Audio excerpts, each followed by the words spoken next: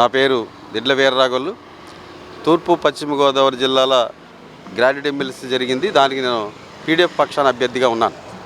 ఈరోజు కౌంటింగ్ కూడా పూర్తయింది. ఈ కౌంటింగ్లో గ్రాడ్యుయేట్లందరూ కలిపి అధికార పక్షం ఉన్నటువంటి రాజశేఖరం గారిని ఎన్నిక కావడం జరిగింది.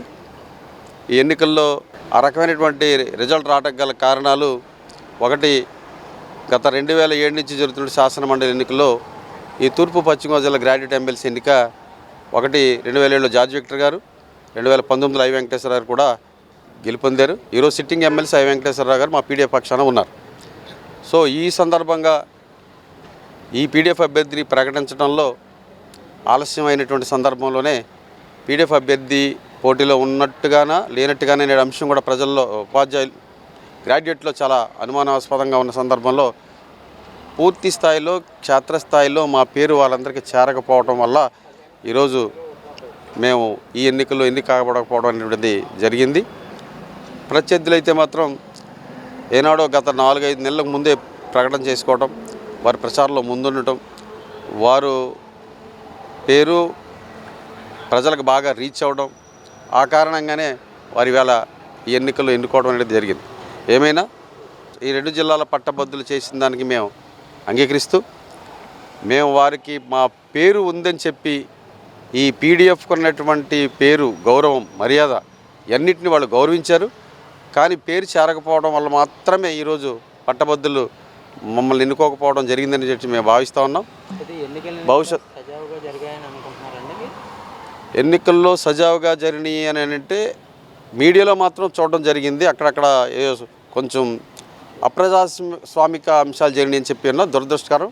ప్రజాస్వామ్యంలో అలాంటి పని జరిగి ఉంటే మాత్రం అది కరెక్ట్ కాదు అనే అంశాలని మేము తెలియజేస్తూ ఉన్నాం.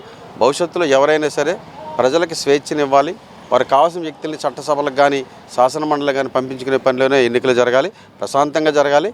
ఆ ప్రక్రియ కావాలని చెప్పి మేము భవిష్యత్తులో మేము కోరుకుంటూ ఉన్నాం. పీడీఎఫ్గా మేము ఎప్పుడు ఆ రకంగానే పనిచేస్తూ ఉంటాం. ఉమ్మడి గోదావరి జిల్లాలకు సంబంధించి పీడీఎఫ్ అభ్యర్థులు సిట్టింగ్ సీటుగా ఉంది.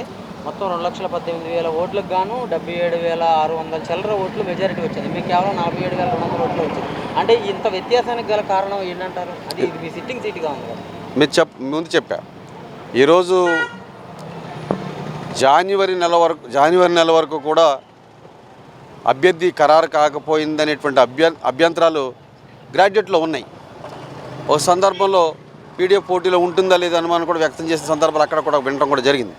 అయినను నోటిఫికేషన్ 2 డేస్లో వస్తుందనగా అభ్యర్థి ప్రకటన.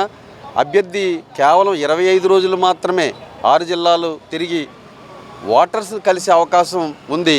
కానీ ఈ సమయం సరిపోక అందరి దగ్గరికి వెళ్ళడానికి అవకాశం లేకపోవడం, ఆ దిడ్ల వీర్రాఘవులు అనే పేరు అందరికీ బ్రెయిన్లోకి రీచ్ అవ్వకపోవడం వల్ల మాత్రమే ఈ పరిస్థితి వచ్చేది మా పీడీఎఫ్గా మేము అభిప్రాయపడతా ఉన్నాం. కోటి ఆశలతో, వేల ఊసులతో 2 మనసులను ఒకటి చేసే కమనీయ దృశ్య కావ్యం కళ్యాణం.